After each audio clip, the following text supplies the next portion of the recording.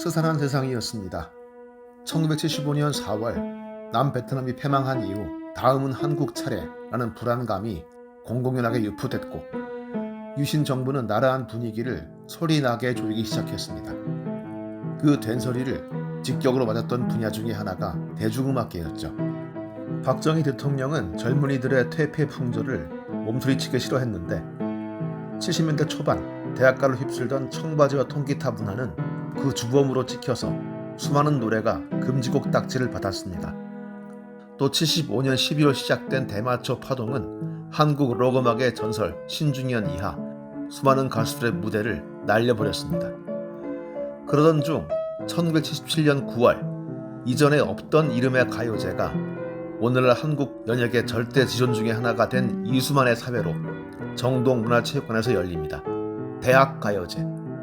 물론 그 이전부터 대학가의 축제마다 노래자랑 대회는 빼놓을 수 없는 무대였고 방송사 주최의 각종 컨테스트에서 이름을 날리던 그룹 사운드들도 대학마다 존재했지만 그 모두를 망라하여 전국적인 대학가요제로 묶어낸 것은 그때가 처음이었습니다. 지방 예선 때부터 분위기가 심상치 않았습니다. 당시 편성국장이었던 임성기의 증언입니다. 지방 예선에서 몰려든 관중 때문에 행사장인 체육관의 문과 유리창이 여러 곳에서 부서졌다는 보고였다. 본사 임원실에는 청와대를 비롯한 거절하기 어려운 여러 곳에서 계속 입장권을 보내란 전화가 빗발쳤다. 이 기대만발 화제 풍성의 제1회 대학가요제 대상을 거머쥔 서울대 그룹 사운드 샌드페블스의 나 어떻게는 일종의 문화적인 쇼크였습니다. 단정히 서서 기타 반주 정도에 맞춰 노래하는 게 아니라 당시만 해도 그렇게 인식이 좋지 않았던 밴드가 악을 쓰며 부르는 노래여서 그랬고 그 편견을 지울 만큼 음악성이 뛰어나서도 그랬고 자그마치 서울대생들이라는 사실이 그랬습니다. 덕분에 밴드를 하겠답시고 섣불리 나서다가는 성난 부모들에 의해 기타와 다리가 동시에 부러지는 수가 있었던 젊은이들은 구원의 동아줄을 얻게 됩니다. 샌드페블스 보셨죠? 걔네 서울대 애들이에요. 또 하나의 히트곡 젊은 여린들 노래의 작곡자는 서울 공대 출신 작곡가 민병무였습니다. 그는 한국판 타워링으로 유명한 대연각 호텔 화재 당시 작사자 방희준의 생일 파티를 위해 그 호텔에 있었고 끝내 빠져나오지 못했습니다. 그에게는 민병호라는 동생이 있었는데 민병호는 혁의 노래를 세상에 알리기 위해 동창들을 포섭 서울대 트리오의 이름으로 출전하게 됩니다. 대상을 탄 샌드페블스는 서울 농대 그룹 사운드 샌드페블스의 6기생들이었습니다.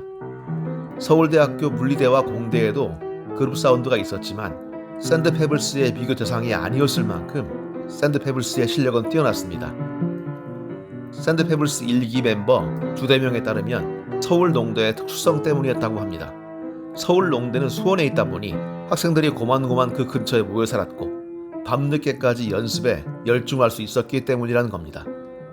전통 있는 그룹 사운드 동아리와 비명에 간 작사 작곡자의 노래를 알리기 위해 그 동생이 주도에 나선 아마추어들의 노래 젊은 여린들에서 보듯 제1회 대학가요제는 참가자의 성격이나 노래 장르, 기타 등등 모든 면에서 매우 다양했고 뒤죽박죽으로 뒤섞인 무대였습니다. 충남대생 이명우가 불러 은상을 받은 가시리 같은 노래는 고려가요 가시리와 청산별곡을 섞은 가사에 이스라엘의 민요를 버무린 퓨전이었고 혜은이의 당신은 모르실 거야를 성가곡풍으로 편곡해서 역시 수상한 팀도 있었습니다. 즉 준 프로페셔널부터 동네 대학생 형들 같은 아마추어까지 총 출동한 뭔가 빠진 듯이 엉성해 보이고 제각각이다 못해 파편적이기까지 했던 대회였던 뜻입니다. 하지만 그 어색한 느낌들은 뜻밖의 신선함으로 전화됐고 대학가요제는 공전의 히트를 치며 70년대 말 대한민국에 특기할 만한 문화현상으로 자리잡게 됩니다.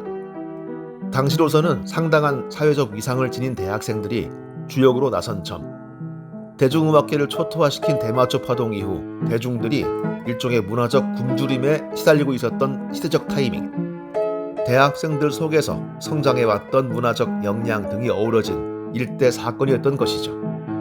이를테면 소라 푸른 소라를 불렀던 안치환은 이명우의 가시리를 들으면서 노래 맛이 이런 거구나 느꼈다고 합니다.